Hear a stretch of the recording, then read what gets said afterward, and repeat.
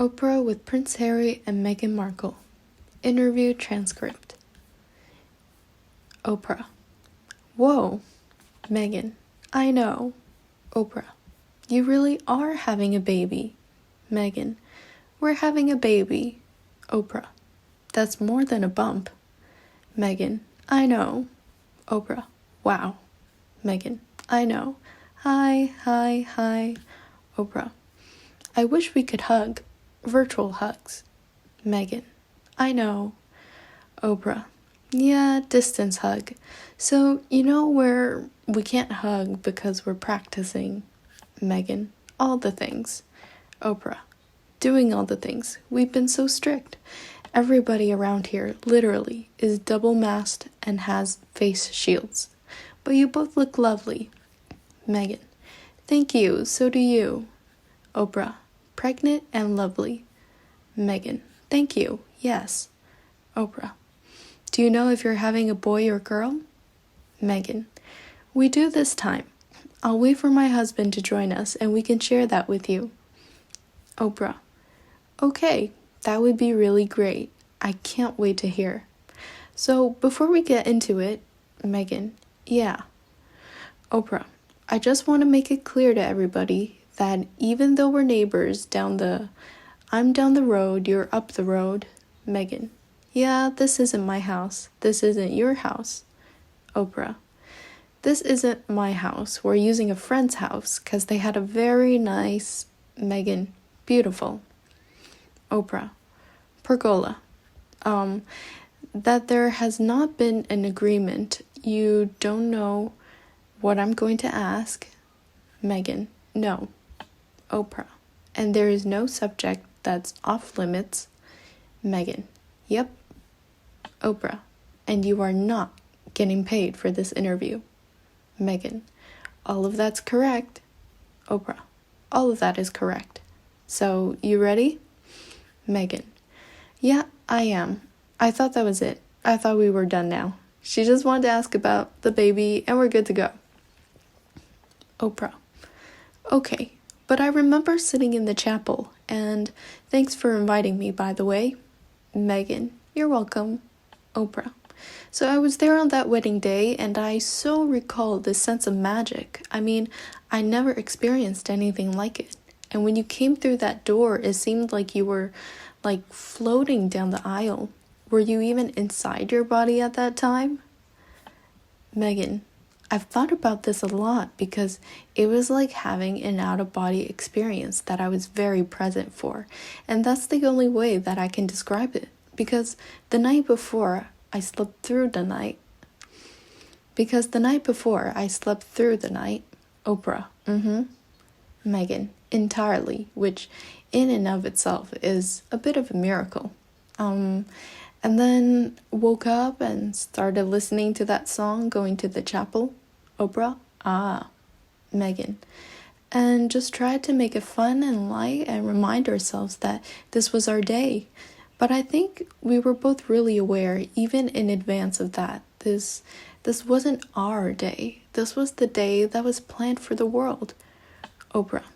Everybody who gets married knows that you are really marrying the family too. Meghan.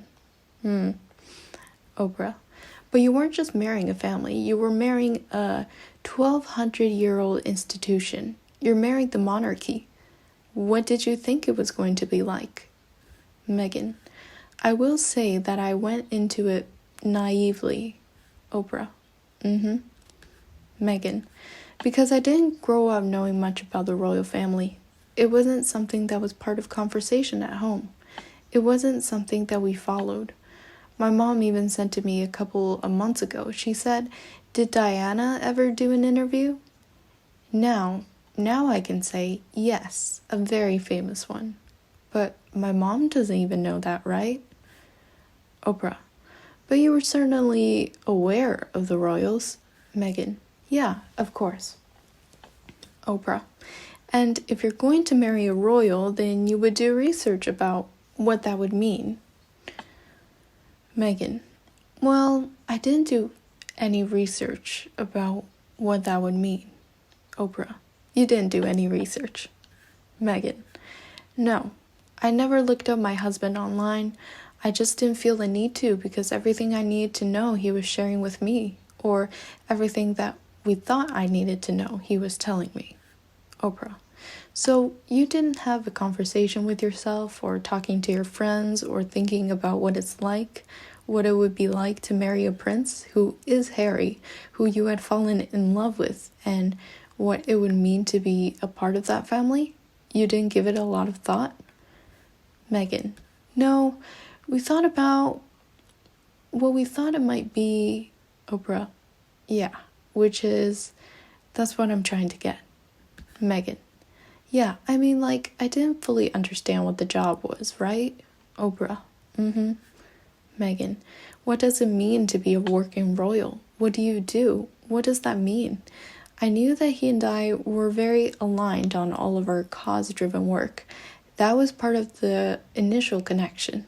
And what we talked about in the beginning of our courtship. But I think there was no way to understand what the day-to-day was going to be like. Oprah. Yeah. Meghan. And it's so different because I didn't romanticize any element of it, but I think as Americans especially, what do you know about the royals? It's what you read in fairy tales. Oprah. Right. Meghan. You think it's what you know about the royals, right? So, Oprah. Right. Meghan. It's easy to have an image of it that is so far from reality. And that's what was really tricky over those past few years, is when the perception and the reality are two very different things and you're being judged on the perception, but you're living the reality of it. Oprah. Meghan. There is a complete misalignment and there's no way to explain that to people. Oprah.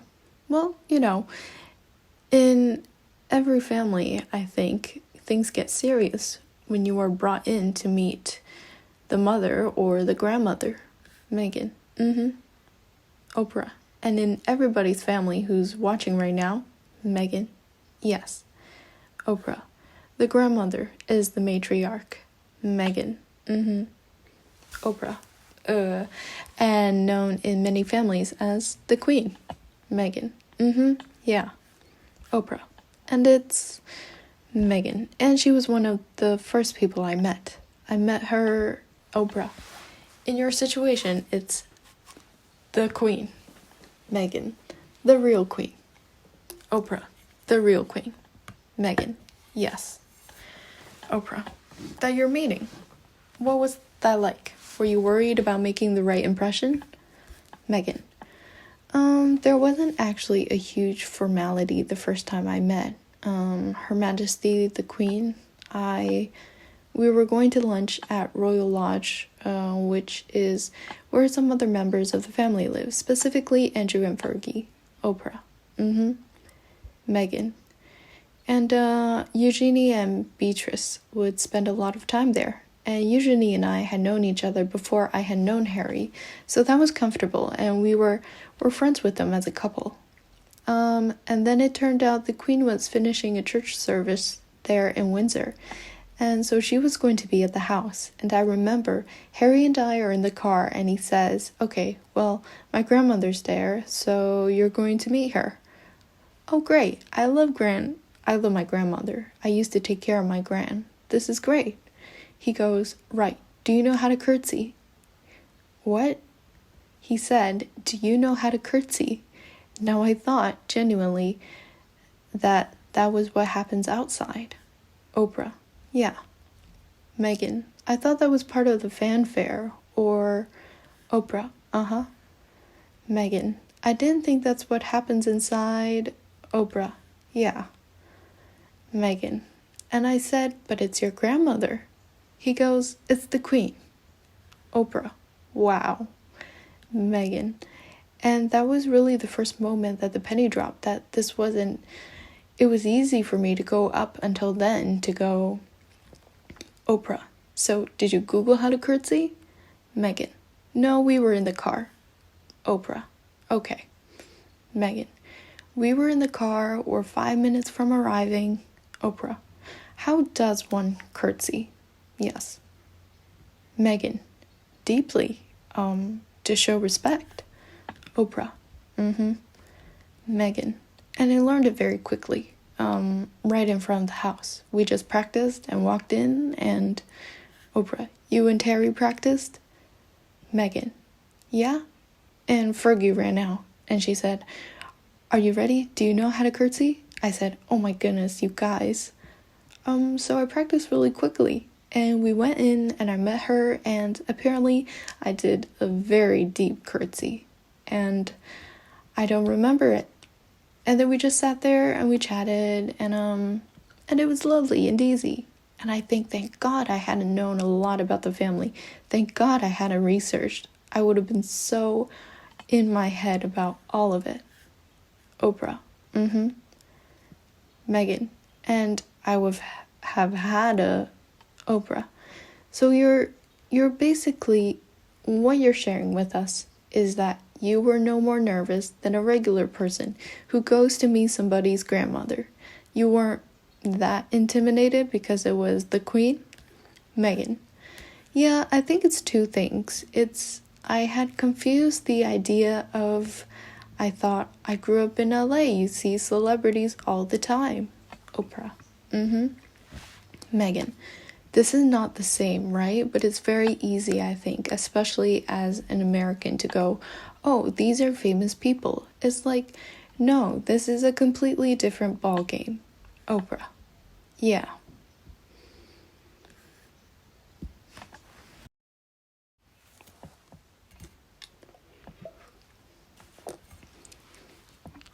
Oprah. What does it feel like here? What's the word? Meghan. Peace. Oprah. Peace. Meghan. Yeah. Oprah voiceover. The day after our interview, I stopped over to Harry and Meghan's new home. Meghan to a dog. Hi, Guy. Oprah. Hi, Guy. Meghan. Yeah, Guy's been through everything with me. Oprah. Yeah, from the beginning. Meghan. I mean, Oprah. From the very first date, yeah. Meghan. Guy, I mean, I had him in Canada. I got him from a kill shelter in Kentucky. Hi, girls. Oprah voiceover. We put on our wellies to feed the hens Meghan and Harry recently rescued from a factory farm. Meghan. Hi. Oprah. I love your little designer house here. Archie's Chick Inn. Oh, how cute is that?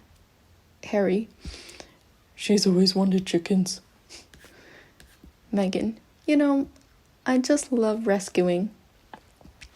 Oprah. So this is a part of your new life. What are you most excited about? Meghan to a chicken. Whoops, you're okay. Oprah. What are you most excited about in the new life? Here, chick, chick, chick, chick. Meghan.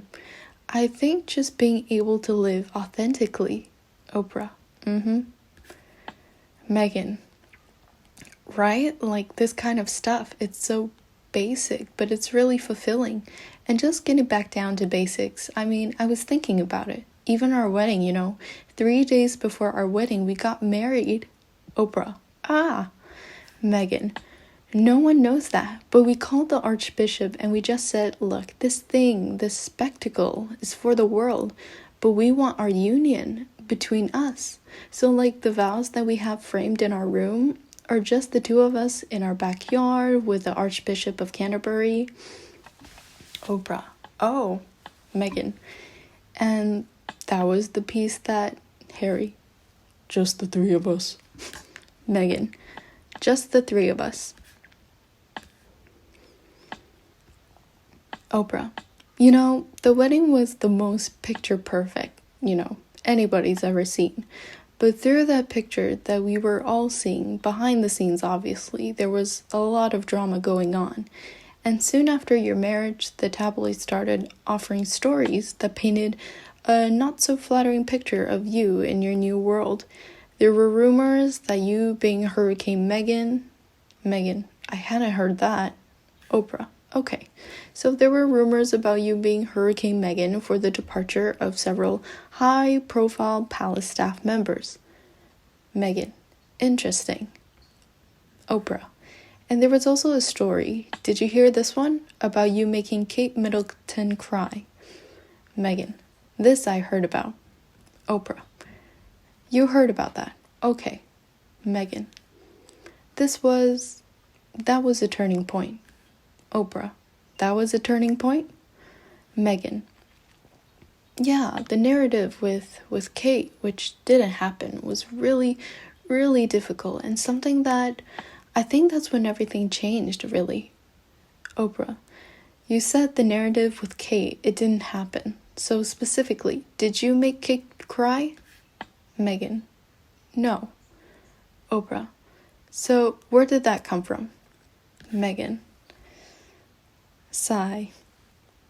Oprah. Was there a situation where she might have cried or she could have cried? Meghan. No, the reverse happened. And I don't say that to be disparaging to anyone, because it was a really hard week of the wedding and she was upset about something, but she owned it and she apologized and she brought me flowers and a note apologizing, and she did what I would do if I knew that I hurt someone, right? To just take accountability for it. What was shocking was, what was that, 6-7 months after her wedding? Oprah. Meghan. That the reverse of that would be out in the world. Oprah. The story came out 6-7 months after it actually happened? Meghan. Yeah. Oprah. So when you say, Meghan, I would have never wanted that to come out about her, ever. Even though it had happened, I protected that from ever being out in the world. Oprah. So when you say the reverse happened, explain to us what you mean by that. Meghan. A few days before the wedding, she was upset about something pertaining. Yes, the issue was correct about flower girl dresses, and it made me cry, and it really hurt my feelings. And I thought, in the context of everything else that was going on in those days leading to the wedding, that it didn't make sense to not be doing whatever everyone else was doing, which was trying to be supportive, knowing what was going with my dad and whatnot. Oprah. This was a really big story at the time. Meghan. Oprah. That you made Kate cry. Now you're saying you didn't make Kate cry? Kate made you cry. Meghan. Oprah. So we all want to know, what would make you cry? What were you going through? You were going through all of the anxiety that brides go through, putting their weddings together? Meghan. Oprah. And going through all of the issue with your father. Was he coming? Was he not coming? Meghan. Oprah. And there was a confrontation about the dresses. Meghan. It wasn't a confrontation, and I actually think I don't think it's fair to her to get into the details of that, because she apologized. Oprah. Okay. Meghan. And I've forgiven her, right? Oprah. Meghan. What was hard to get over was being blamed for something that not only I didn't do, but that happened to me. And the people who were part of our wedding going to our comms team and saying, I know this didn't happen. I don't have to tell them what actually happened. Oprah. Okay. Meghan. But I can at least go on the record and say, you didn't make her cry. And they were all told the same. Oprah. So all the time the story is out there that you had made Kate cry, you knew all along, and people around you knew that that wasn't true. Meghan. Everybody in the institution knew it wasn't true. Oprah. So why didn't somebody just say that? Meghan. That's a good question. Oprah. Meghan. I'm not sharing that piece about Kate in any way to be disparaging to her. I think it's really important for people to understand the truth. Oprah. Meghan. But also, I think a lot of it that was fed into by the media, and look, I would hope that she would have wanted that corrected, and maybe in the same way that the palace wouldn't let anybody else. Oprah. Yeah. Meghan. Negate it. They wouldn't let her. Because she's a good person, and I think so much of what I have seen play out is this idea of polarity, where if you love me, you don't have to hate her. And if you love her, you don't need to hate me. Oprah. You know, there were several stories that compared headlines written about you to those written about Kate. Meghan. Oprah. Since you don't read things, let me just tell you what was said. Meghan. Okay. Oprah. There were stories where Kate was being praised for holding her baby bump. Meghan. Oh gosh, have I done it since we've been sitting down?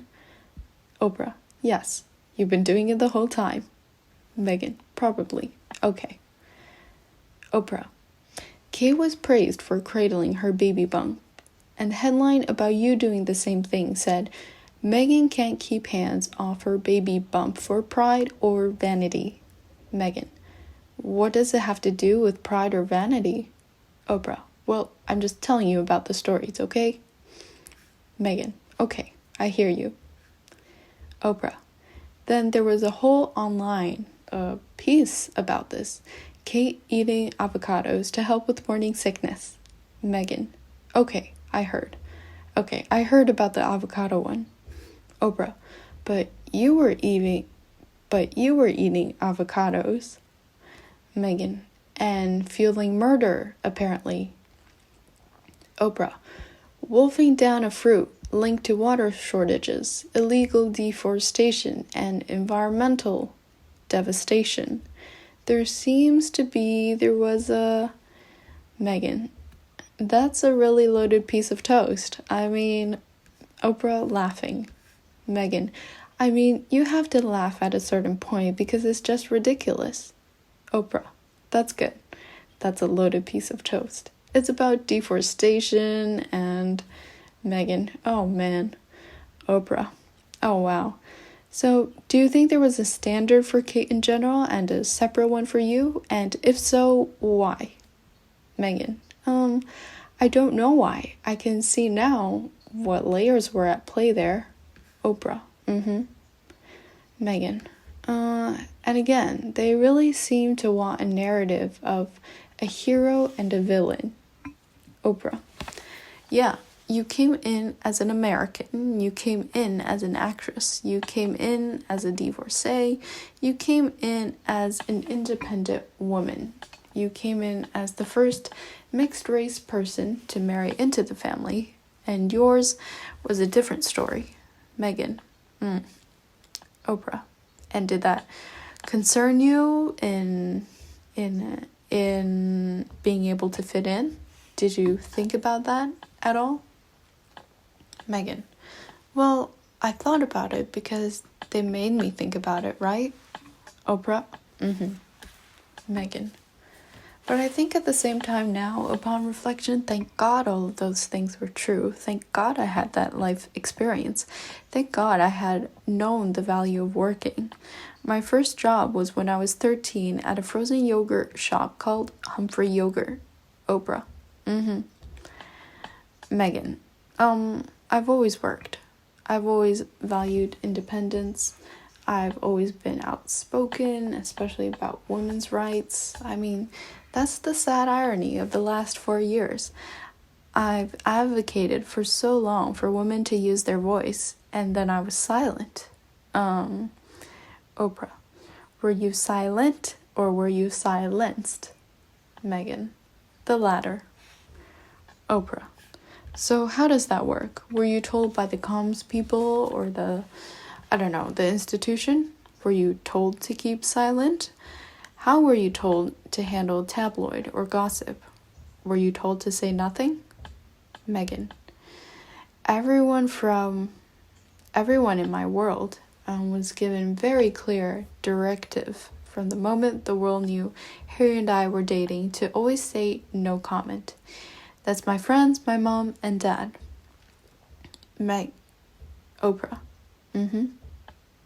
Meghan. And we did. Oprah.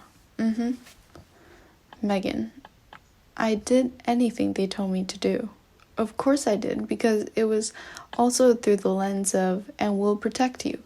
So even as things started to roll out in the media that I didn't see, but my friends would call me and say, Meg, this is really bad. Because I didn't see it, I go, don't worry, I'm being protected. Oprah. Meghan. And I believed that.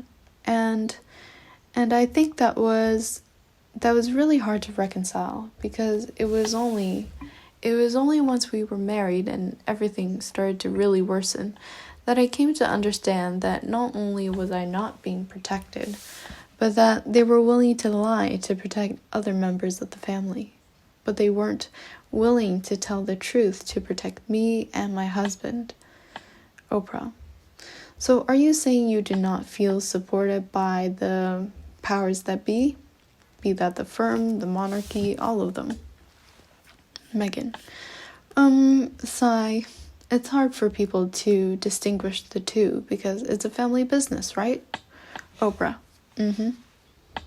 Meghan. So there's the family and then there's the people that are running the institution. Those are two separate things, and it's important to be able to compartmentalize that, because the Queen, for example, has always been wonderful to me. I mean, we had one of our first joint engagements together. She asked me to join her. And Oprah, was this on the train?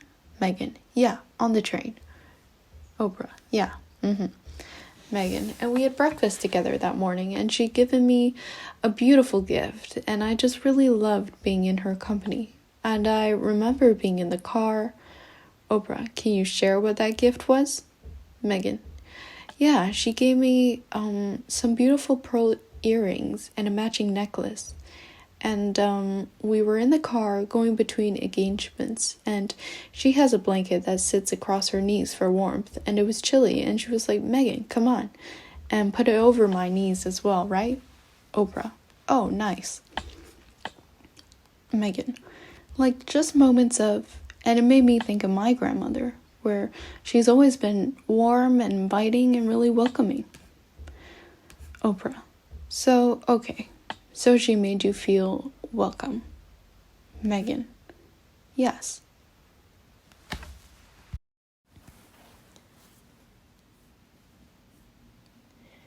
Oprah, did you feel welcomed by everyone? It seemed like you and Kate at the Wimbledon game where you were going to watch a friend play tennis.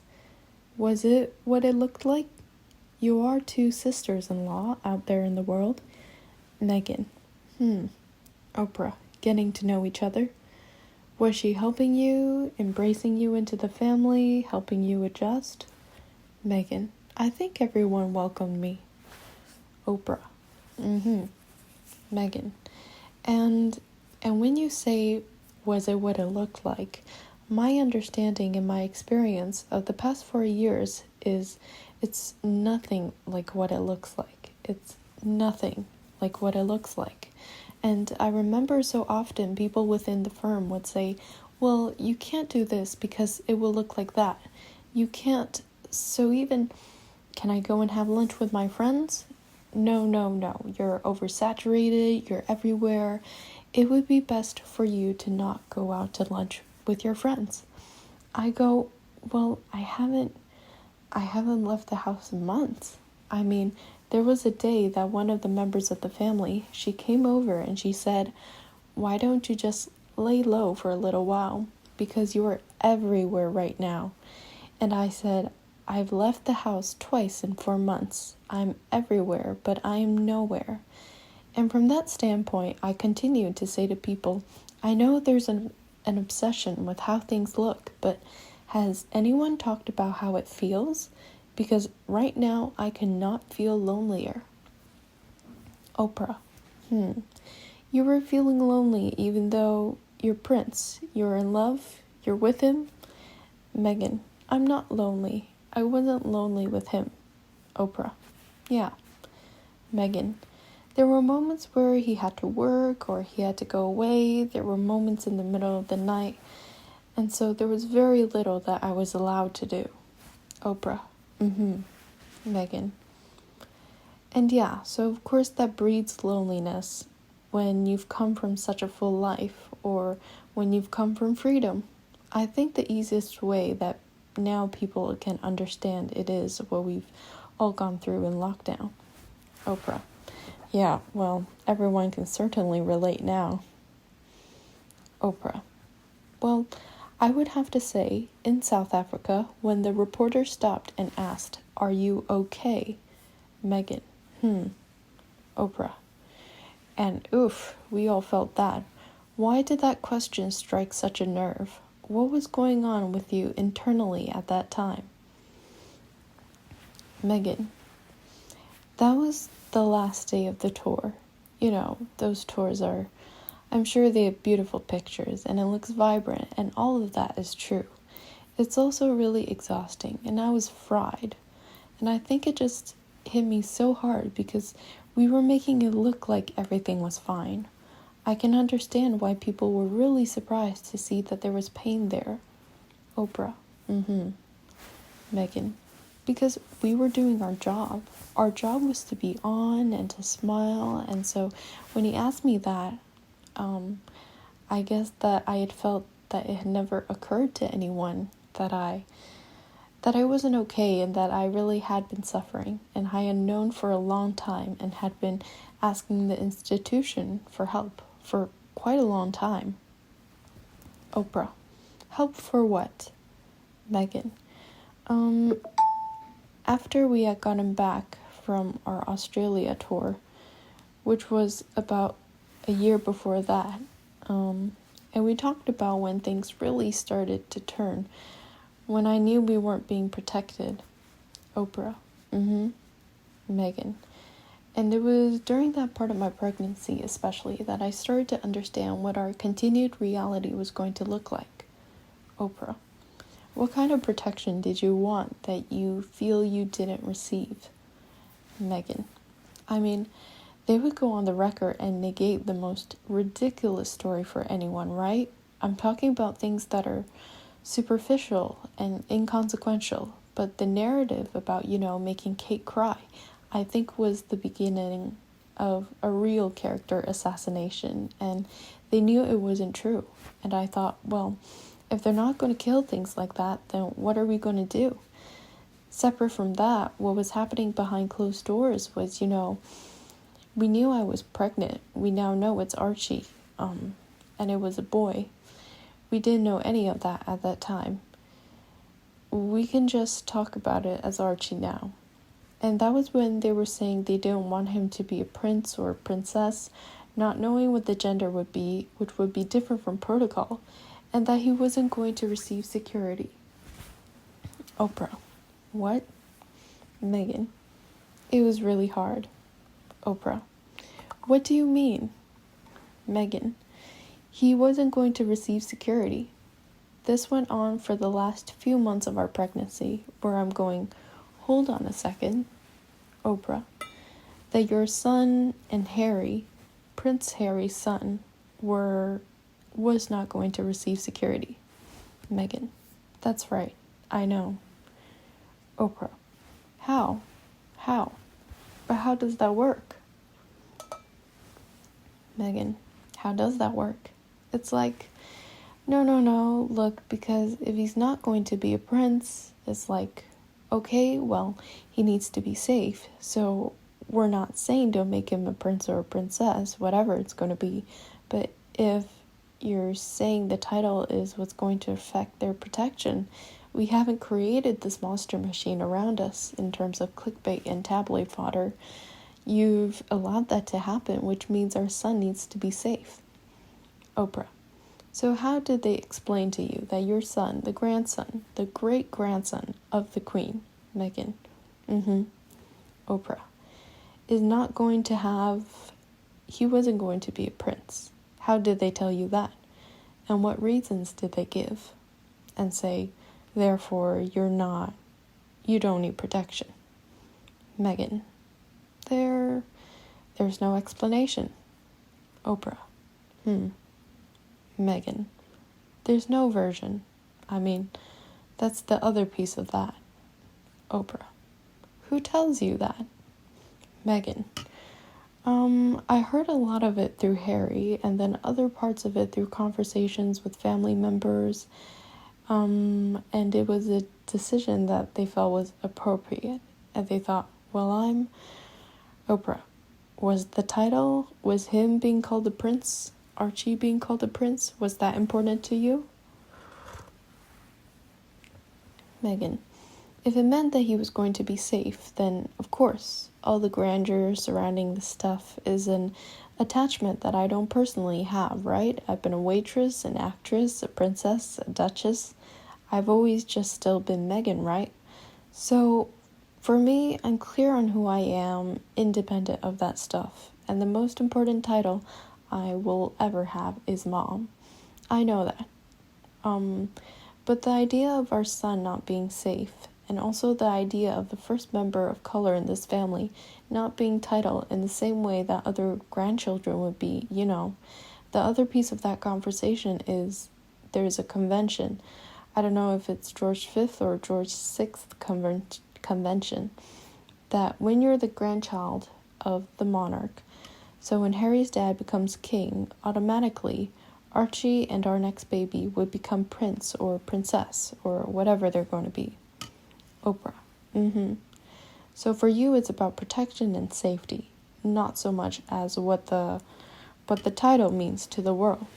Meghan: that's a huge piece of it, but the Oprah: and that having the title gives you the safety and protection. Meghan: yeah, but also it's not their right to take it away, right? Oprah: yeah. Meghan: and so I think even with that convention I'm talking about, while I was pregnant, they said they want to change the convention for Archie. Oprah: Meghan: well, why? Oprah: did you get an answer? Meghan: no. Oprah: you still don't have an answer. Meghan: no. Oprah: we had heard the world, those of us out there reading the things or hearing the things, that it was you and Harry who didn't want Archie to have a prince title. So you're telling me that is not true? Meghan: no, and it's not our decision to make, right? Even though I have a lot of clarity on what comes with the titles, good and bad, and from my experience, a lot of pain. Oprah: Meghan: I, again, wouldn't wish pain on my child, but that is their birthright to then make a choice about. Oprah: okay, so it feels to me like things started to change when you and Harry decided that you were not going to take the picture that had been part of the tradition for years. And Meghan: we weren't asked to take a picture. That's also part of the spin that was really damaging. I thought, can you just tell them the truth? Can you say to the world that you're not giving him a title and we want to keep him safe? And that if he's not a prince, then it's not part of the tradition? Just tell people and then they'll understand. Oprah: Meghan: but they wouldn't do that. Oprah: but you both obviously were aware that had been part of the tradition, and was there a specific reason why you didn't want to be part of that tradition? I think many people interpret that as you were both saying, we're going to do things our way. We're going to do things in a different way. Meghan: that's not it at all. I think what was really hard. So picture, now that you know what was going on behind the scenes, right? There was a lot of fear surrounding it. I was very scared of having to offer up our baby knowing that they weren't going to be safe. Oprah: you certainly must have had some conversations with Harry about it and have your own suspicions as to why they didn't want to make Archie a prince. What are those thoughts? Why do you think that is? Do you think it's because of his race? Meghan: sigh. Oprah: and I know that's a loaded question, but Meghan: but I can give you an honest answer. In those months when I was pregnant, all around the same time, so we have in tandem the conversation of he won't be given security, he's not going to be given a title, and also concerns and conversations about how dark his skin might be when he's born. Oprah. What? Meghan. And Oprah.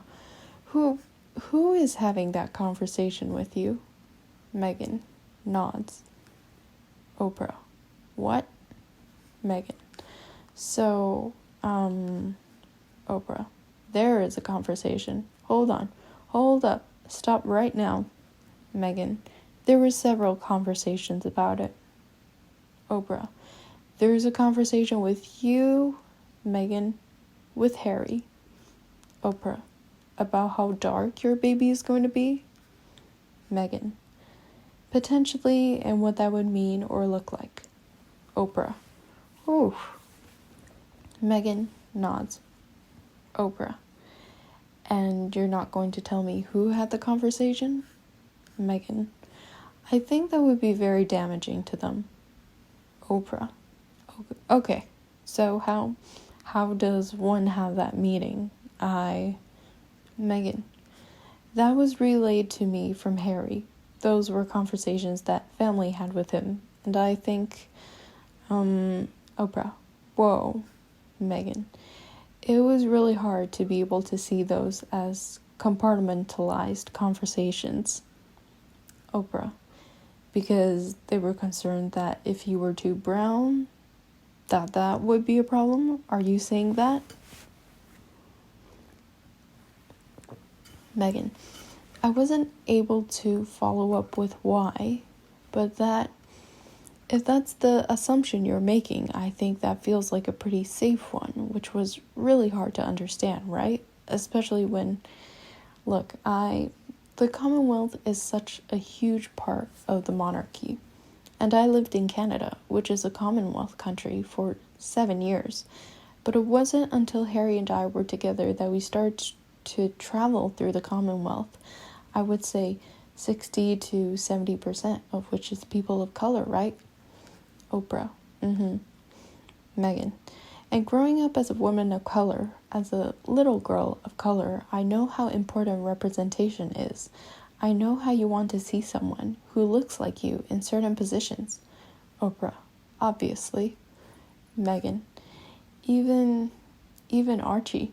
Like, we read those books, and now there's one line in one that goes, if you can see it, you can be it. And he goes, you can be it. And I think about that so often, especially in the context of these young girls, but even grown men and women who, when I would meet them in our time in the Commonwealth, how much it meant to them to be able to see someone who looks like them. Oprah. Meghan.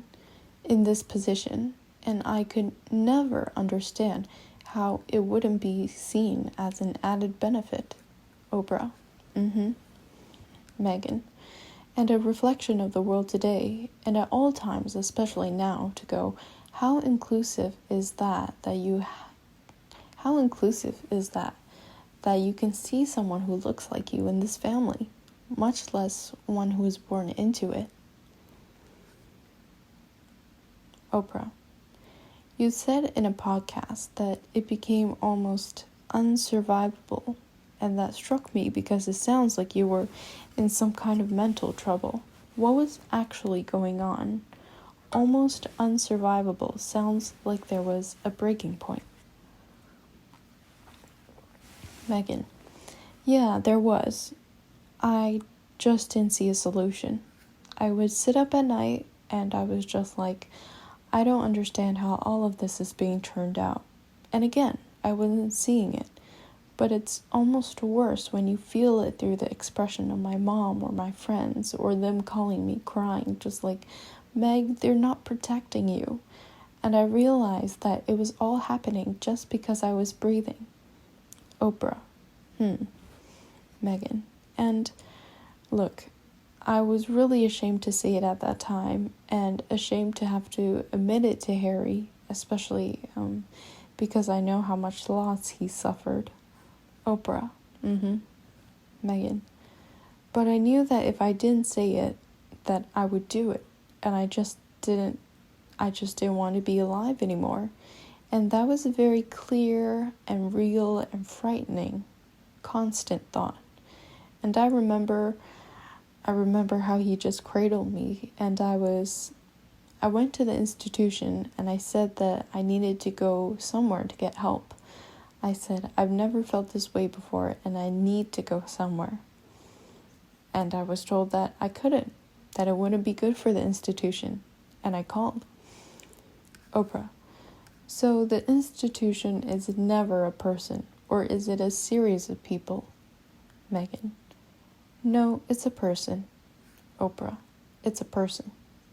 Meghan, it's several people. But I went to one of the most senior people just to get help.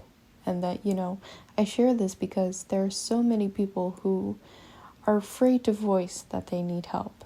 And I personally know how hard it is, not just to voice it, but when your voice is to be told no. Oprah, oof. Meghan. And so I went to human resources and I said, I need help. Because in my old job, there was a union and they would protect me. And I remember this conversation like it was yesterday, because they said, my heart goes out to you because I see how bad it is, but there's nothing we can do to protect you because you're not a paid employee of the institution. Oprah, Meghan, this wasn't a choice. This was emails and begging for help, saying very specifically, I'm concerned for my mental welfare. And people going, yes, it's disproportionately terrible what we see out there to anyone else. But nothing was ever done. So we had to find a solution. Oprah, wow. I don't want to be alive anymore. That's Meghan. I thought it would have solved everything for everyone, right? Oprah, so were you thinking of harming yourself? Were you having suicidal thoughts? Meghan, yes, this was very, very clear. Oprah, wow. Meghan, very clear and very scary. And I didn't know who to even turn to in that. Oprah, Meghan, and one of the people that I reached out to, who's continued to be a friend and confidant, was one of my husband's mom's best friends, one of Diana's best friends, because it's like, who else could understand what it's actually like on the inside? Oprah, did you ever think about going to a hospital, or is that possible, that you can check yourself in some place? Meghan, no, that's what I was asking to do. Oprah, yeah. Meghan, you can't just do that. I couldn't just, call an Uber to the palace. Oprah, yeah. Meghan, you couldn't just go. You couldn't. I mean, you have to understand as well, when I was joining that family, that was the last time until we came here that I saw my passport, my driver's license, my keys. All of that gets turned over. I didn't see any of that anymore. Well, the way you're describing this, it's like you were trapped and couldn't get help, even though you're on the verge of the S word. That's what you are describing. That's what I'm hearing. Meghan, yes. Oprah, and that would be an accurate interpretation, yes? Meghan, that's the truth. Oprah, that's the truth. Meghan, and if you think about it, it was one of the things that it still haunts me, is this photograph that someone had sent me. We had to go to an official event. We had to go to this event at the Royal Albert Hall, and a friend said, I know you don't look at pictures, but oh my god, you guys look so great, and sent it to me. And I zoomed in, and what I saw was the truth of what that moment was, because right before we had to leave for that, I had just had the conversation with Harry that morning, and it was the next day that I talked to the institution. Oprah, you had the conversation, I don't want to be alive anymore? Meghan, yeah. Oprah, oof. Meghan, No, and it wasn't even I don't want to, Oprah. And then you put a Meghan, want to.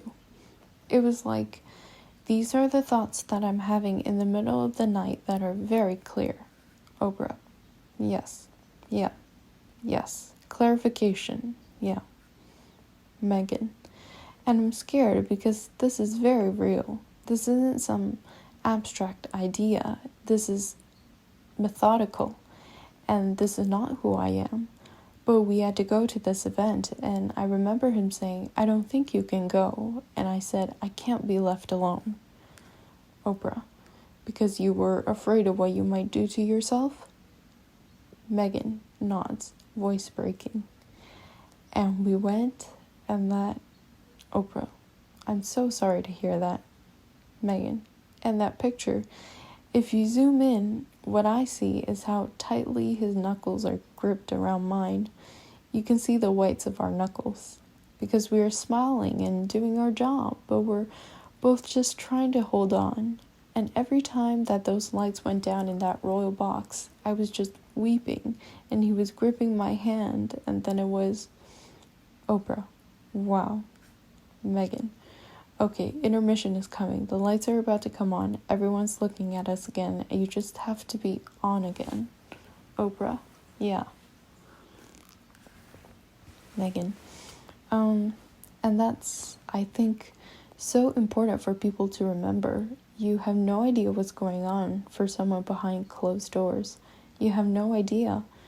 Even the people that smile the biggest smiles and shine the brightest lights, it seems, to have compassion for what's actually potentially going on. Oprah. I know. The public is looking at you, and to think that you, earlier in the day, had said to Harry that you didn't want to be alive anymore. Meghan. Yeah, and just hours before, just sitting on the steps in our cottage. Oprah. Meghan. Just sitting there and then going, okay, well, go upstairs and put your makeup bag in your sink and try to pull yourself together. Oprah. Well, nobody should have to go through that. And you know, Harry and I are working on this mental health series for Apple. And yeah, so we hear a lot of these stories. Nobody should have to go through that. Meghan. It takes so much courage to admit that you need help. Oprah. Meghan. It takes so much courage to voice that. And as I said, I was ashamed. I'm supposed to be stronger than that. Oprah. Meghan. I don't want to put more on my husband's shoulders. He's carrying the weight of the world. I don't want to bring that to him. I bring solutions. Oprah. Meghan. To admit that you need help. To admit how dark of a place you're in.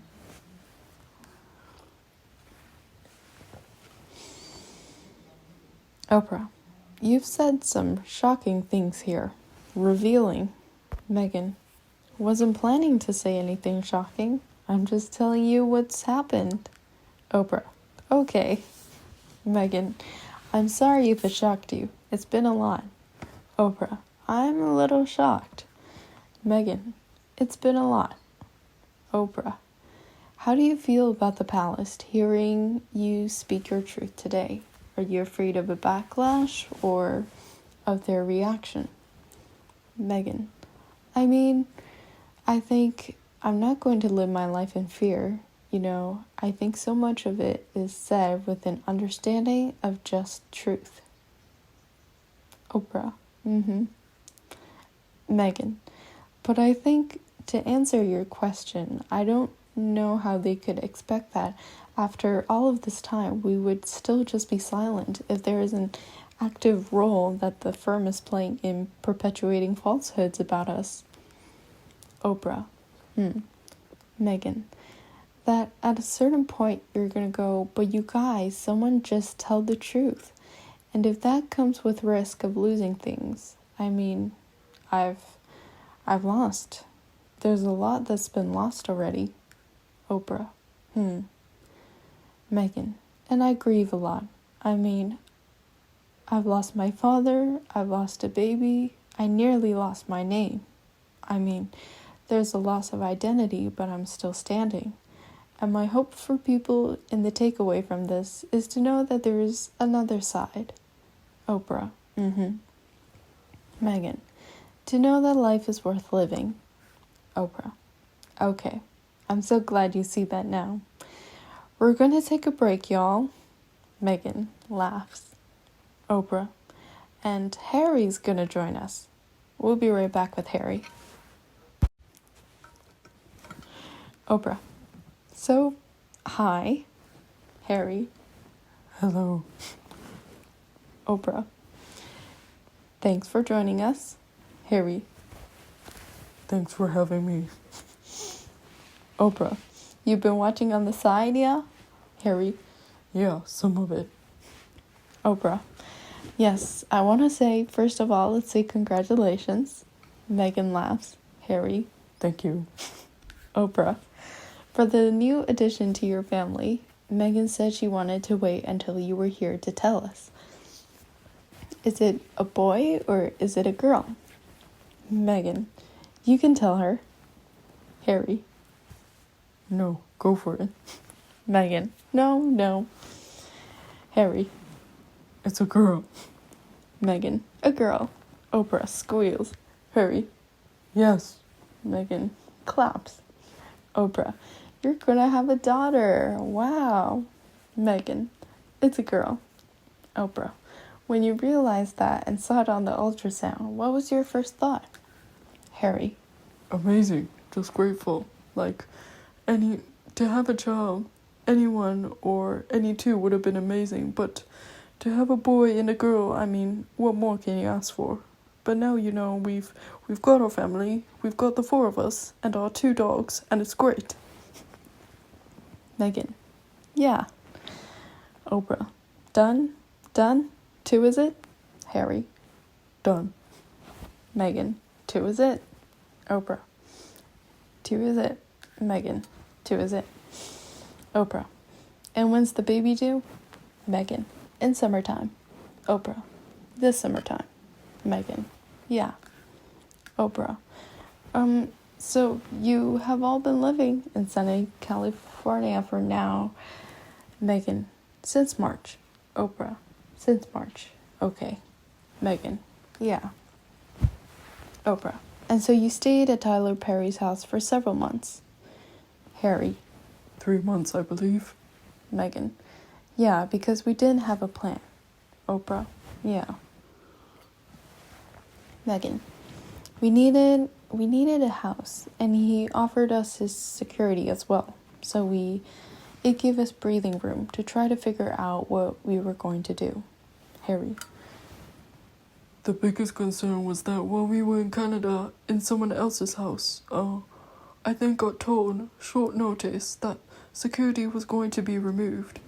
By this point, courtesy of the Daily Mail, the world knew our exact location. So suddenly it dawned on me, hang on a second, the borders could be closed. We're going to have our security removed. Who knows how long lockdown is going to be? The world knows where we are. It's not safe. It's not secure. Meghan. When also... Harry. We probably need to get out of here. Oprah. So what security did you have at that time that was going to be removed? Harry. We had our UK security. Oprah. So you got word from overseas? Harry. Yeah. Oprah. That we're taking away your security. Why were they doing that? Harry.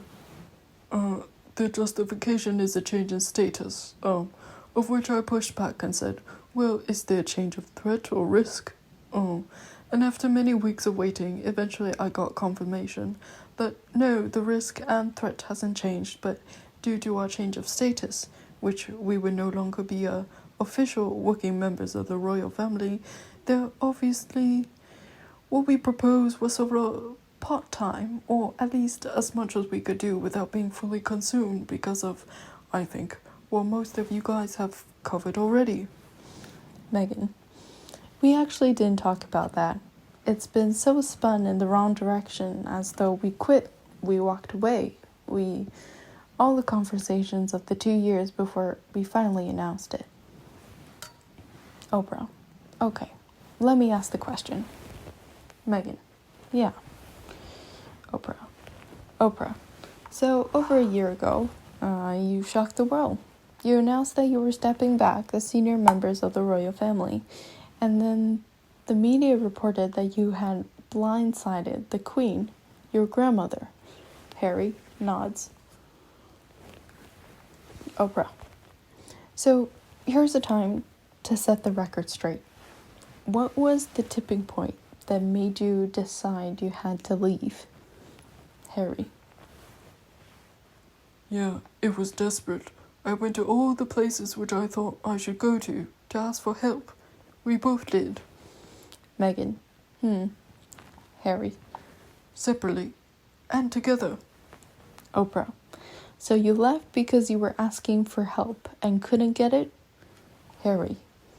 Yeah, basically. But we never left. Meghan. We never left the family, and we only wanted to have the same type of role that exists, right? There's senior members of the family, and then there are non-senior members. And we said specifically we're not stepping back from senior roles to be just like several. I mean, I can think of so many right now who are all the royal highnesses, prince or princess, duke or duchess who earn a living, live on palace grounds, can support the queen if and when called upon. So we weren't reinventing the wheel here. We were saying, okay, if this isn't working for everyone, we're in a lot of pain, you can't provide us with the help that we need, we can just take a step back. We can do it in a Commonwealth country. We had suggested New Zealand, South Africa. Harry. Yeah, take a breath. Meghan. Canada. Oprah. Yeah.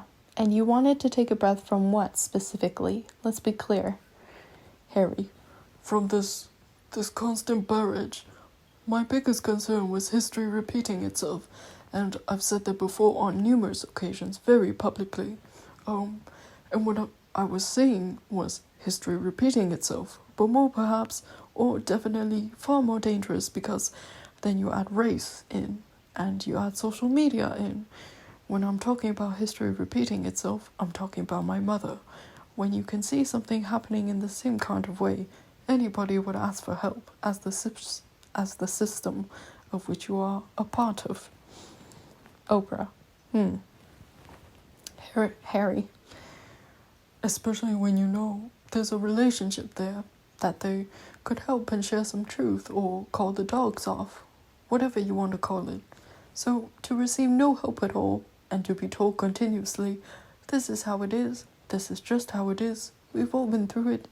And I think the biggest turning point for me was, and it didn't take very long because it was actually right at the beginning, was, okay, this union, us, me having a girlfriend was going to be a thing. Of course it was, but I never expected, or I never thought.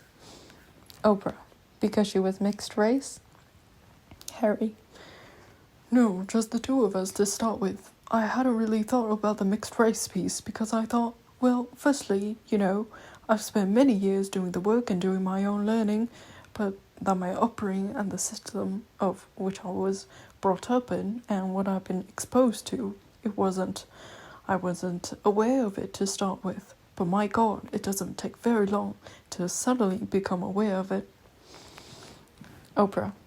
Yeah, because you said you weren't really aware of unconscious bias and all that represents. Harry. No. Oprah. Until you met Meghan.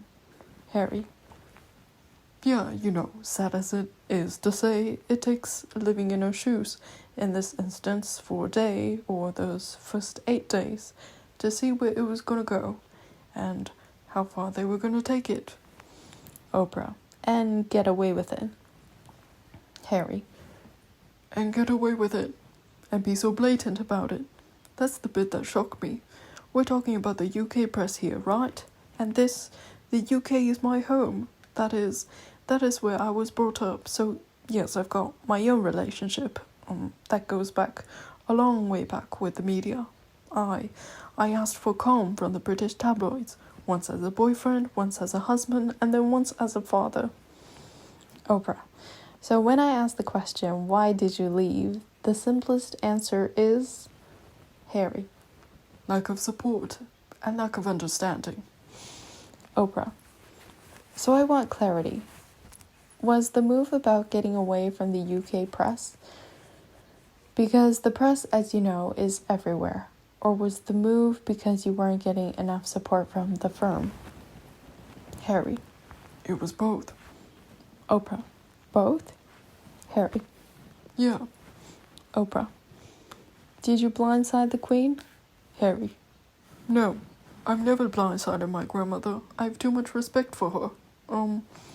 Oprah. So where did that story come from? Harry. I hazard a guess that it probably could have come from within the institution. Oprah. Meghan. I remember when you talked to her several times about this over... Harry. 2 years. Meghan. 2 years. But even the night before, days before, with the statement coming out, I remember that conversation we had with her. Oprah. So how do you know she wasn't blindsided? Harry. Oprah. Because the way it was presented through the press is that suddenly you made this announcement, she didn't know it was coming. Harry. No, when we were in Canada, I had 3 conversations with my grandmother and 2 conversations with my father before he stopped taking my calls, and then said, "Can you put this all in writing? What your plan is?" Oprah. Your father asked you to put it in writing. Harry. Yeah, he asked me to put it in writing. I put all the specifics in there, even the fact that we were planning on putting the announcement out on the 7th of January. Oprah. So you just said that your dad stopped taking your calls. Why did he stop taking your calls? Harry. Because by that point, I took matters into my own hands. It was like, I need to do this for my family. This is not a surprise to anybody. It's really sad that it's got to this point, but I've got to do something for my own mental health, for my wife's and for Archie's as well, because I could see where this was headed.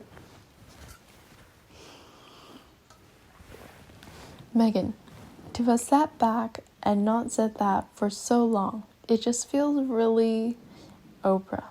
To have been silent all this time? Meghan. Yeah.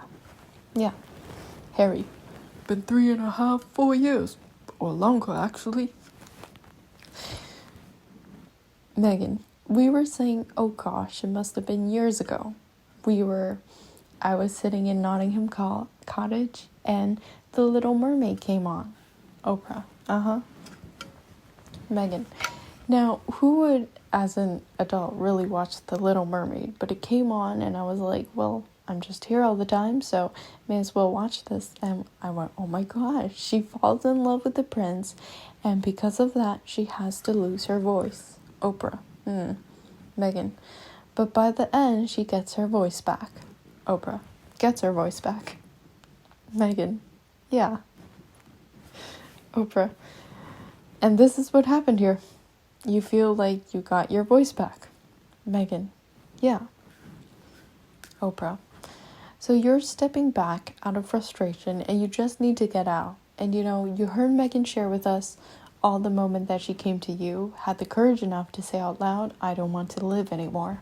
Harry. Oprah. And you didn't know what to do. Harry. I had no idea what to do. I wasn't prepared for that. I went to a very dark place as well, but I wanted to be there for her, and I... Meghan. And also, we didn't leave right at that moment. Harry. Was terrified. Meghan. Right? That's almost a year after. Oprah. So did you tell other people in the family, I need to get help for her? We need help for her? Harry. No, that's just not a conversation that would be had. Oprah. Why? Harry. I guess I was ashamed of admitting it to them. Oprah. Oh. Harry. And I don't know whether they've had the same feelings or thoughts. I have no idea. It's a very trapping environment that a lot of them are stuck in. Oprah, you were ashamed of admitting that Meghan needed help? Harry. Yeah. Oprah. Harry. I didn't have anyone to turn to. Oprah. Harry. We've got a very close friend that have been with us through this whole process. Oprah. Harry. But for the family, they very much have this mentality of, this is just how it is. This is how it's meant to be. You can't change it. We've all been through it. Oprah. We've all been through the pressure. We've all been through being... Harry. Yes, but what was different? Oprah. Exploited? Harry. What was different for me was the race element, because now it wasn't just about her, but it was about what she represents, and therefore it wasn't just affecting my wife, it was affecting so many other people as well, and that was the trigger for me to really engage in those conversations with senior palace staff and with my family to say, guys, this is not going to end well. Oprah. And would you say end well? What did you mean? Harry. For anyone, it's not going to end well, because the way that I saw it was, there's a way of doing things, but for us, for this union, and the specifics around her race, there was an opportunity, many opportunities, for my family to show some public support. Oprah. Harry. And I guess one of the most telling parts, the saddest parts I guess, over 70 members of parliament, female members of parliament, both Conservative and Labour, came out and called out the colonial undertones of articles and headlines written about Meghan, yet no one from my family ever said anything over those 3 years, and that hurts. But I am also acutely aware of where my family stand and how scared they are of the tabloids turning on them. Oprah. Turning on them for what? They're the royal family. Harry. Yes, but it's there's this invisible what's all referred to as the invisible contract behind closed doors between the institution and the tabloids, the UK tabloids. Oprah. How so? Harry. Well, it is, to simplify it, it's a case. If you as a family member are willing to wine, dine and give full access to these reporters, then you will get better press. Oprah. What do you care about better press if you're royal? Harry. I think everyone needs to have some compassion for them in that situation, right? There's a level of control by fear. Meghan nods. Harry. That has existed for generations, I mean. Oprah. But who is controlling whom? Harry. Generation after generation. Meghan. Oprah. It's the institution. From our point of view, just the public, it's Harry. Yeah, but the institution survives based on that perception. So, actually... Oprah. So you're saying there's this relationship that Meghan was speaking of. It's like symbiotic. One lives or thrives because the other exists. Meghan. Oprah. That's what you're saying? Harry. That's the idea. Meghan. Well, I think there's a reason that these tabloids have holiday parties at the palace. They're hosted by the palace, the tabloids are. There is a construct that's at play here, and because from the beginning of our relationship, they were so attacking and inciting so much racism, really. Oprah. Meghan. It changed the risk level, because it wasn't just catty gossip. It was bringing out a part of people that was racist in how it was charged. Oprah. Meghan. And that changed the threat. That changed the level of death threats. That changed everything. Oprah. So tell me this. You said a moment ago it hurts that your family has never acknowledged the role that racism played in here. Did you think she was well received in the beginning? Harry. Yes. Far better than I expected. Harry and Meghan laugh. Harry. But, my grandmother has been amazing throughout. My father, my brother, Kate, and all the rest of the family, they really were welcoming. But it really changed after the Australia tour and after South Pacific tour. Meghan. That's when we announced we were pregnant with Archie. That was our first tour. Harry.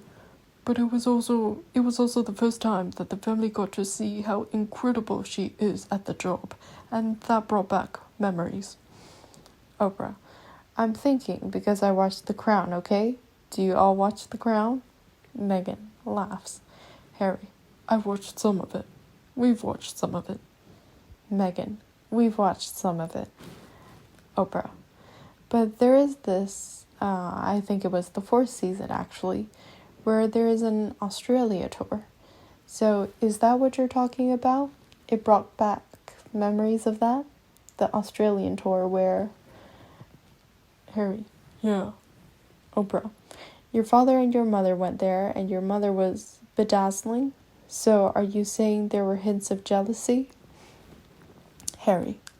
Look, I just wish that we would all learn from the past, but to see how effortless it was for Meghan to come into the family so quickly in Australia and across New Zealand, Fiji and Tonga, and just be able to connect with the people. Oprah. But? Harry. In such a... I know, but it's... Oprah. Why? I mean, why wouldn't everybody love that? Isn't that what you want? You want her to come into the family and to, as the Queen said at one point, the way that Meghan had basically, not her words, but assimilated into the family. Meghan. Harry. Yeah, I think, as we talked about, she was very much welcomed into the family, not just by the family, but by the world. Oprah. Yeah. Harry. Certainly by the Commonwealth. I mean, here you have one of the greatest assets to the Commonwealth that the family could have ever wished for. Oprah. I just can't. I'm kind of going back to this. So then, you're in Canada because you had stepped back. Your firm says you're no longer going to have protection. So, did you ask for that? Because were you trying to have it both ways? You wanted to step back, but also keep your foot in royal business, it seems. Harry. It's interesting that you talk about it being, have it both ways. On the security element, I never thought that I would have my security removed because I was born into this position. I inherited the risk. Oprah. Harry. So that was a shock to me. That was what completely changed the whole plan. Not that we had a plan. Oprah. So that you, as Prince Harry, are gonna have your security removed? Meghan. Yeah, and I even wrote letters to the family saying, please, it's very clear the protection of me or Archie is not a priority. I accept that. That is fine. Please keep my husband safe. I see the death threats. I see the racist propaganda. Please keep him safe. Please don't pull his security and announce to the world when he and we are most vulnerable. And they said it's just not possible. Oprah. I think what we really have got to be clear up here is because of one of the stories that continues to live, either through rumors or social media out in the world, is that you, Meghan, are the one who manipulated, calculated, and are responsible for this Megxit. And Meghan, oh my gosh, it's amazing how they can use Meg for everything. Oprah. Yes, there are even articles that you knew all along that this was going to happen. You went through the whole process, and it was all intentional to build your brand. Meghan, can you imagine how little sense that makes? I left my career, my life. I left everything because I love him, right? And our plan was to do this forever. Harry. Yeah, for us. That's what it was. Meghan, our plan for me, I wrote letters to his family when I got there saying, I'm dedicated to this. I'm here for you. Use me as you'd like. There was no guidance as well, right? Oprah. Meghan. There were certain things you couldn't do, but unlike that you see in the movies, there's no class on how to speak, how to cross your legs, how to be a royal. There's none of that training that might exist for other members of the family. That was not something that was offered to me. Oprah. So nobody tells you anything? Meghan. No. Oprah. Nobody prepares you. Harry. No, but...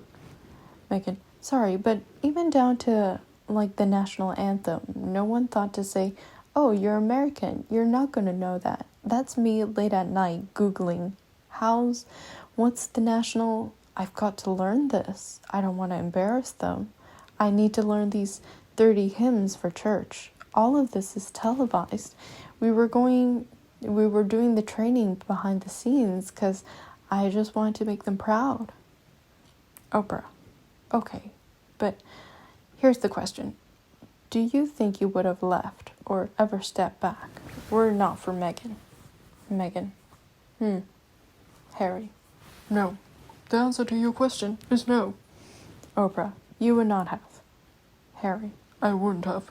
I wouldn't have been able to because I, myself, was trapped as well. I didn't see a way out. Oprah. She felt trapped? You were trapped? Harry. Yeah, I didn't see a way out. Oprah. But you'd had this life your whole life. This has been your life your whole life. Harry. Yeah, but, I was trapped, but I didn't know I was trapped. Harry. Oprah. Harry. But the moment I met Meg, and then our worlds sort of collided in the most amazing of ways, and then to see how the race... Oprah. Please explain how you, Prince Harry, raised in a palace in a life of privilege, literally a prince, how you were trapped? Harry. Trapped within the system like the rest of my family are. My father and my brother, they are trapped. They don't get to leave, and I have huge compassion for that. Oprah. Well, okay, so the impression of the world, maybe it's a false impression, is that for all these years before Meghan, you were living your life as a royal, Prince Harry, the beloved Prince Harry, and that you were enjoying that life. We didn't get the impression that you were feeling trapped in that life. Harry. Enjoying the life because there were photographs of me smiling while I was shaking hands and meeting people. I'm sure you guys have covered some of that. That's a part of the job. That's a part of the role. That's what's expected. No matter who you are in the family, no matter what's going on in your personal life, no matter what's just happened, if the bikes roll up and the cars roll up, you've got to get dressed. You've got to get in there, wipe the tears away, shake off whatever you're thinking about, and you've got to be on your A game. Oprah. What do you think your mom would say about this stepping back, this decision to step back from the royal family? How would she feel about this moment? Harry. I think she would feel very angry with how this panned out and very sad. But ultimately, all she'd ever want is for us to be happy.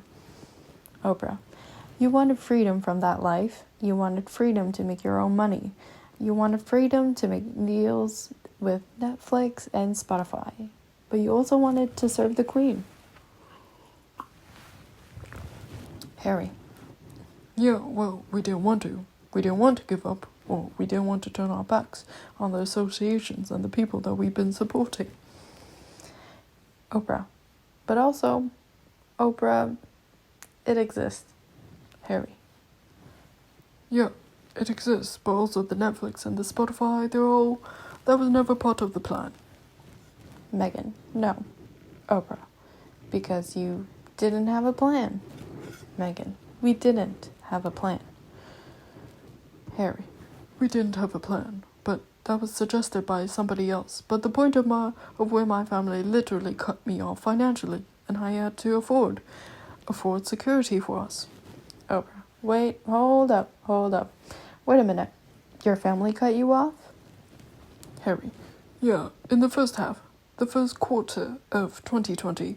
But I've got what my mum left me, and without that, we would not have been able to do this. Oprah. Okay. Harry. So, you know, touching back on what you asked me, what my mom would think of this, I think she saw it coming. Meghan. Harry. And I certainly felt her presence throughout this whole process. And, you know, for me, I'm just really relieved and happy to be sitting here talking to you with my wife by my side, because I can't begin to imagine what it must have been like for her going through this process by herself all those years ago, because it has been unbelievably rough for the two of us. But at least we had each other. Oprah. What's your relationship now with your family? Harry. I've spoken more to my grandmother in the last year than I have done for many, many years. Oprah. Do you all do Zoom calls? Harry. We did a couple of Zoom calls with Archie. Meghan. Sometimes. Yeah, they can see Archie. Oprah. Yeah. Harry. My grandmother and I have a really good relationship. Oprah. Harry. And an understanding, and I have a deep respect for her. She's my Colonel-in-Chief, right? Oprah. Harry. She always will be. Oprah. Your relationship with your father? Harry. Silence. Oprah. Is he taking your calls now? Harry. Yeah, he is. There's a lot of work through there. You know, I feel really let down because he's been through something similar. He knows what pain feels like, and Archie's his grandson. But at the same time, you know, of course I will always love him. But there's a lot of hurt that has happened, and I will continue to make one of my priorities to try and heal that relationship. Meghan. Oprah. Harry. But they only know what they know, and that's the thing. I've tried to. Meghan. Or what they're told. Harry. Or what they're told, and I've tried to educate them through the process that I have been educated. Oprah. Because is it like being in a big royal bubble? Harry. Yeah. Oprah. Yeah. And your brother? Relationship? Much has been said about that. Harry. Yeah, and much will continue to be said about that, you know, as I've said before. You know, I love William to bits. He's my brother. We've been through hell together, and we have a shared experience, but we were on different paths. Oprah. Well, what is particularly striking is what Meghan shared with us earlier, is that no one wants to admit that there's anything about race, or that race has played a role in the trolling and the vitriol, and yet Meghan has shared with us that there was a conversation with you about Archie's skin tone. Harry. Oprah. What was that conversation? That conversation I'm never going to share. But at the time it was awkward. I was a bit shocked. Oprah. Can you tell us what the question was? Harry. No, I'm not comfortable sharing that. Oprah. Okay. Harry. But that was right at the beginning, right? Oprah. Like, what will the baby look like? Harry. Yeah, what will the kids look like? Oprah. What will the kids look like? Harry. But that was right at the beginning when she was going to get security, when members of my family were suggesting that she carries on acting because there's not enough money to pay for her and all this sort of stuff. Like, there were some real obvious signs before we even got married that this was going to be really hard. Oprah. So, in conclusion, if you'd had the support, you'd still be there? Harry. Without question. Meghan. Yeah. Harry.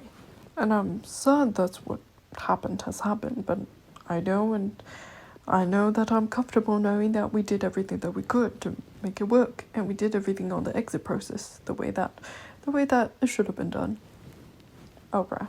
Meghan. With as much respect. Harry. With as much respect. Meghan. And oh my God, we just did everything we could to protect them. Oprah. So what do you say to people who say that you came here, you made these multi-million-dollar deals, and then you were just money-grabbing royals? Harry. First off, this was never the intention. Oprah. Meghan. Yeah. Harry. I was certainly not complaining. Our life is great now. We've got a beautiful house. I've got a beautiful family, and the dogs. The dogs are really happy. But at the time, during COVID, the suggestion by a friend was, what about streamers? Meghan. Yeah, we genuinely hadn't thought of that before. Harry. We were like, I never thought about it. So there were all sorts of different options. And look, from my perspective, all I needed was enough money to be able to pay for security to keep my family safe.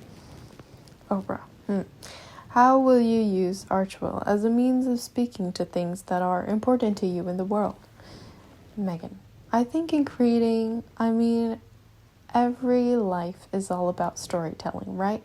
About the stories that we tell ourselves, the stories we're told, or we buy into, and for us to be able to have storytelling through a truthful lens that hopefully is uplifting is going to be great.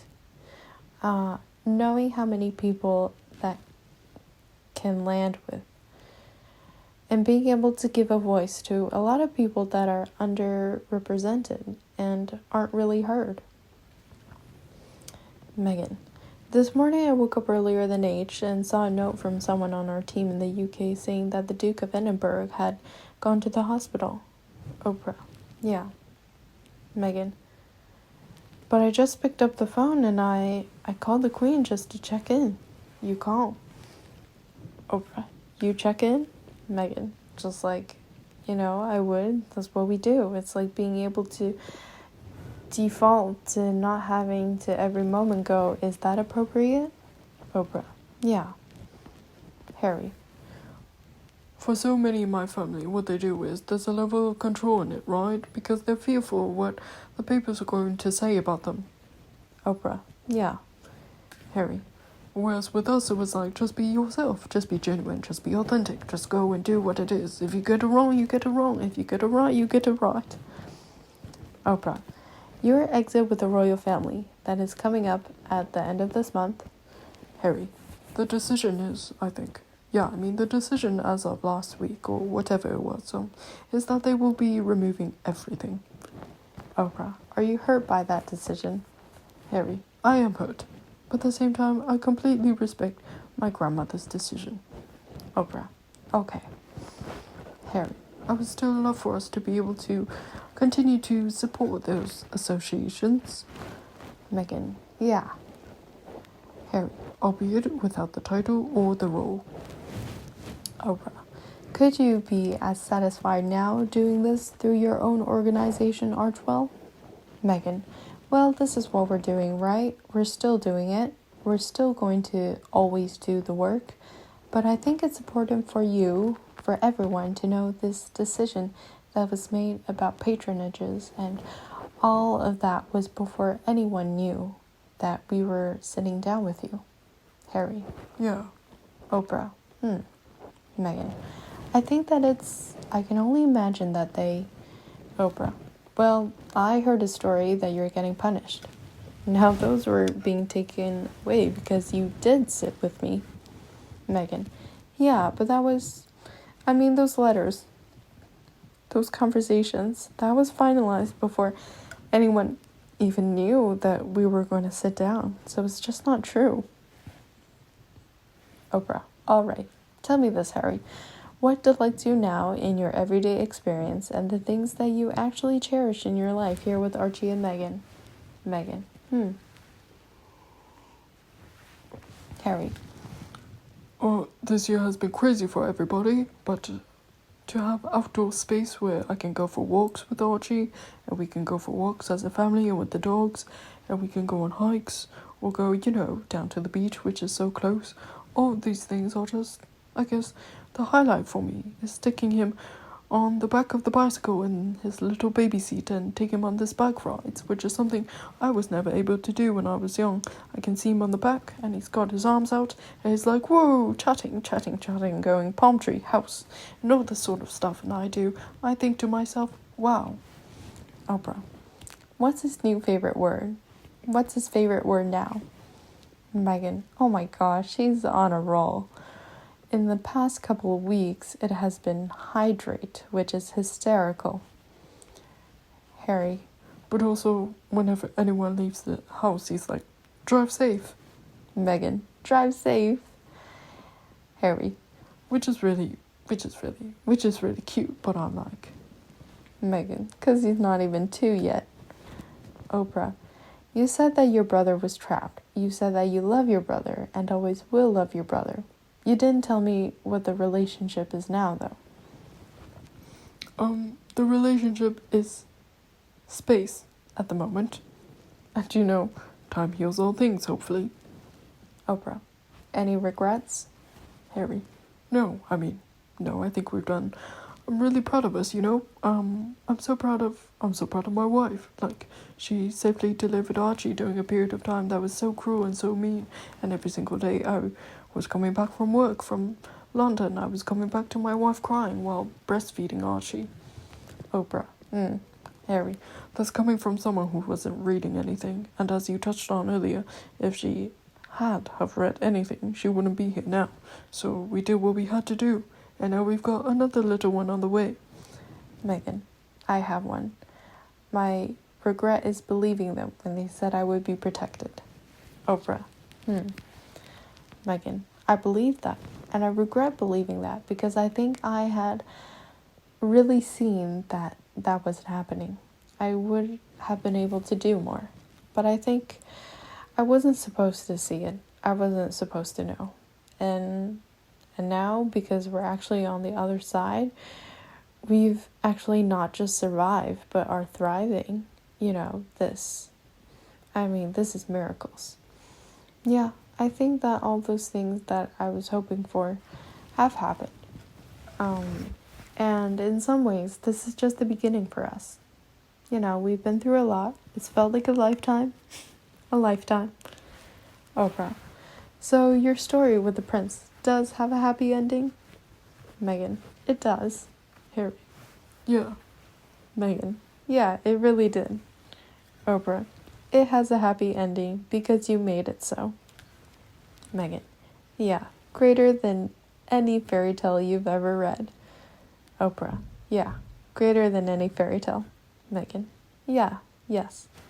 Oprah, what you've described here today, being trapped and not being aware of it and all the things that had transpired, and then she comes into your life, and then you're doing therapy.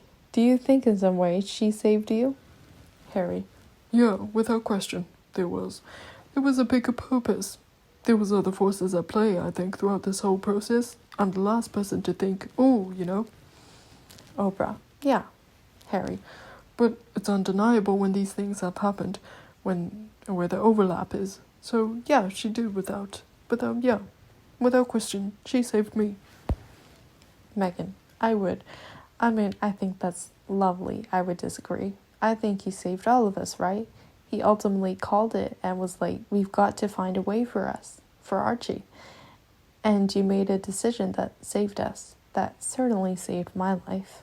And saved all of us. But, you know, you need to want to be saved. Oprah, well, thank you for sharing your love story. We can't wait for the big day sometime this summer. Meghan, yes indeed. Oprah, sometime this summer. Meghan, yeah. Oprah, thank you for both trusting me to share your story. Meghan, thank you for giving us the space to do it. Harry. Yeah, thank you.